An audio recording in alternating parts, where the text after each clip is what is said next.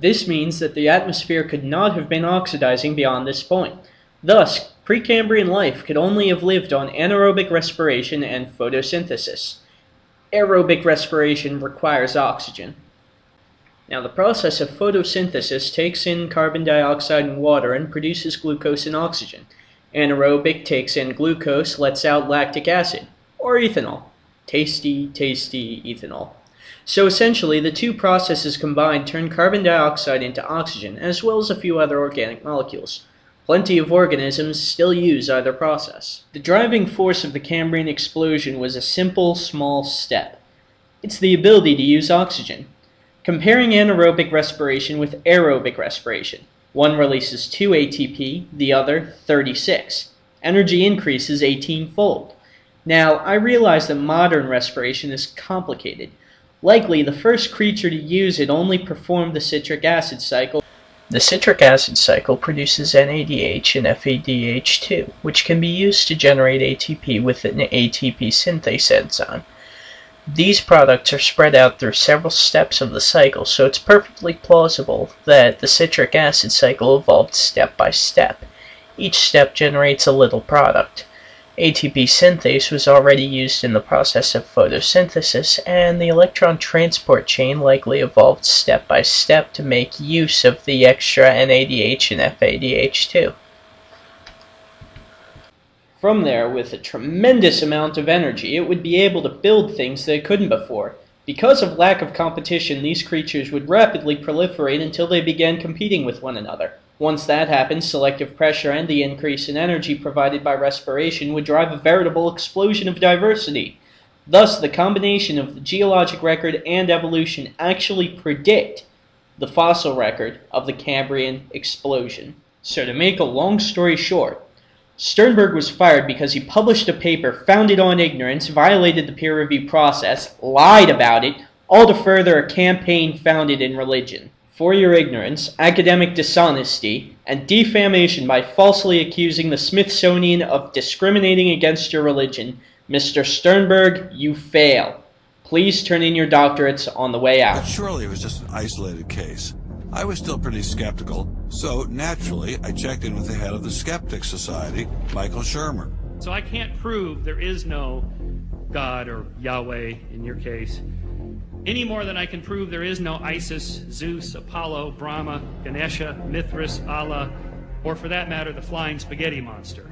And think about just one thing. Why would the aliens look like this? Well, these are bipedal. Who drew that?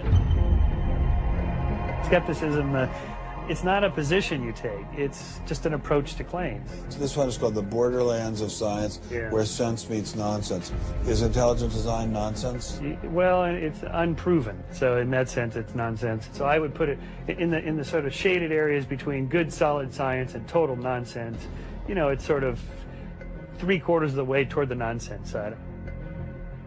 But you think, nevertheless, people should be allowed to speak about it and publish papers about it? They are free to write and publish and be heard in public forums and go to conferences just like everybody else does. Well, what if a person published something, say at the Smithsonian, in favor of intelligent design, and then lost his job over it? And it had been peer-reviewed, and published, and then he lost his job over it anyway. What would happen? What do you think about that situation? I think that particular situation, there was something else. Like misrepresenting a fundamentally flawed hypothesis as good science, lying about its support in the scientific community, all to advance creation science. After Dr. Caroline Crocker simply mentioned intelligent design in her cell biology class at George Mason University, her promising academic career came to an abrupt end. My supervisor invited me into his office. He said, "I'm going to have to discipline you for teaching creationism." And I said, "I mentioned intelligent design on a couple of slides, but I did not teach creationism." He said, "Nonetheless, you have to be disciplined." At the end of the semester, I lost my job. Poor baby. Firstly, by mentioned ID on a couple of slides, she means that she spent a good chunk of the course telling the class that evolution was wrong, then giving them a couple of slides on ID saying that that was right, and moving on. Secondly, by lost her job, she means that she was on a non-tenure track and her contract ended at the end of the year and her boss simply opted not to renew her. Not only did this well-loved professor lose her job at George Mason, she suddenly found herself blacklisted unable to find a job anywhere. So whenever I interviewed for a job, I would be offered it usually on the spot. Since this has happened, and since people can Google my name, I'm finding that when I send my credentials, I do get interviews. I get many interviews, but I never get offered a job.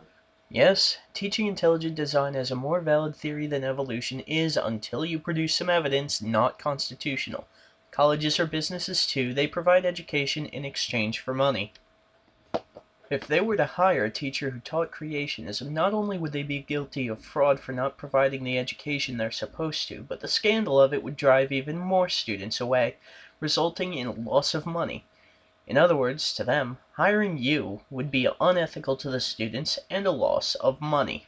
For your misrepresentation of science to paying students, whether it is due to dishonesty or incompetence, Mrs. Crocker, I'm afraid you fail. If you still have trouble finding a job, perhaps teaching isn't your forte. When all else fails, there's still McDonald's.